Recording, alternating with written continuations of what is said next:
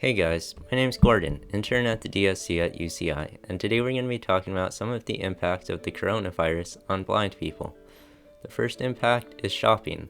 So normally when blind people don't have family or friends to go with, they might get a shopping assistant, which is an employee at the store that helps them find the items that they're looking to buy. And this is mainly impacted because of social distancing, where you have to stay 6 feet away from people, and they have to wear a mask, and you might want to wear a mask, and this can just make it a little bit more complicated to communicate with them and to get around the store. So some options that blind people would have, as well as anybody, would be to have curbside pickup or delivery, so that you don't have to go into the store and you could get your items in a different way that would reduce the amount of germs that you're being exposed to. The next impact of the coronavirus is online classes. So whether you're in elementary school or high school or college, a lot of the schools are switching to online classes right now. And this could be a problem because it might make it more difficult to get your accommodations, because you may not be getting the same attention or the same accommodations as quickly that you need in order to keep up with the pace of the classes. For me, I've had my disability center has been pretty good at still keeping up with all the accommodations, so that I'm still able to get my readings and lectures in a fast enough way.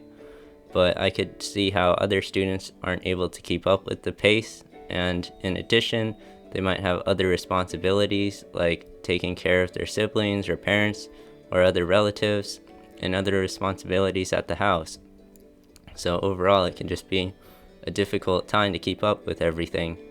And in addition to that, there's also some teachers want to use proctoring programs to take your tests at home.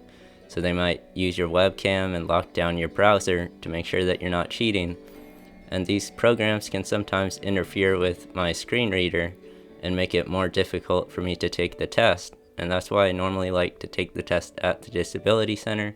So if I have any technical issues, they can help me to sort them out and troubleshoot them. So that's something that I'm trying to work with the Disability Center right now, is to figure out how I'm going to take the tests and to make sure that everything's running smoothly.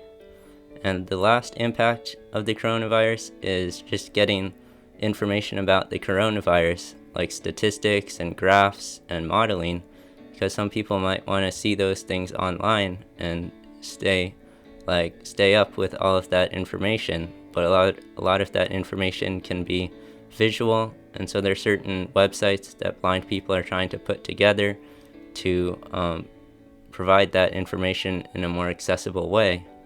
And in addition, there's the American Foundation for the Blind and the National Federation for the Blind and other blindness organizations are working on a program called Flattening the Accessibility Curve.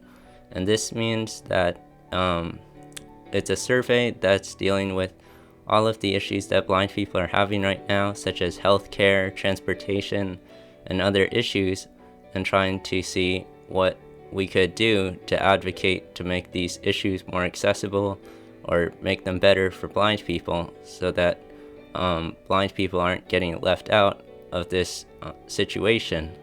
And so ultimately, I just wanted to share some of these problems that blind people are dealing with and some ways that we can try to work on these problems. So if you know anyone that might want to watch this video or might be interested in taking the survey for Flattening the Accessibility Curve, just send them the link.